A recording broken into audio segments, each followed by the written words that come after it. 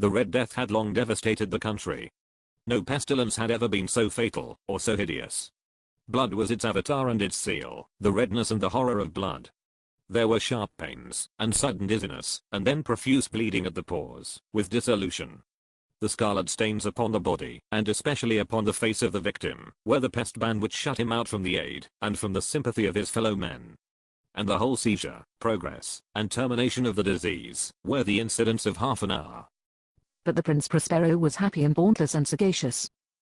When his dominions were half depopulated, he summoned to his presence 1,000 hale and light-footed friends from among the knights and dames of his court, and with these retired to the deep seclusion of one of his castellated abbeys.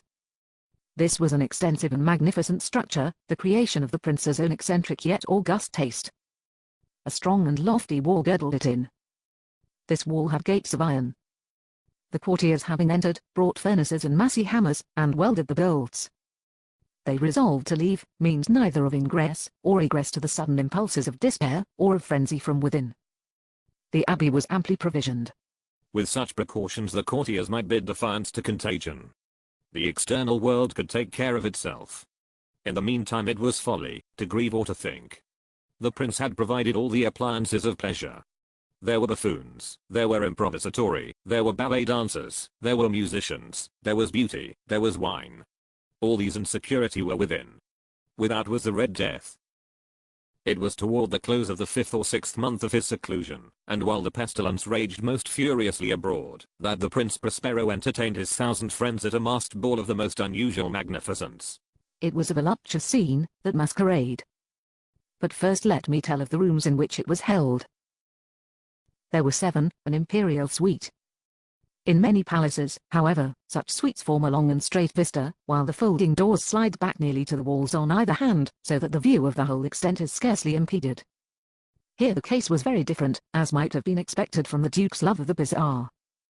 The apartments were so irregularly disposed, that the vision embraced but little more than one at a time. There was a sharp turn at every 20 or 30 yards, and at each turn a novel effect. To the right and left, in the middle of each wall, a tall and narrow Gothic window looked out upon a closed corridor which pursued the windings of the suite. These windows were of stained glass whose color varied in accordance with the prevailing hue of the decorations of the chamber into which it opened.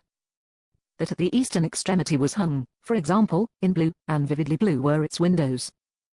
The second chamber was purple in its ornaments and tapestries, and here the panes were purple.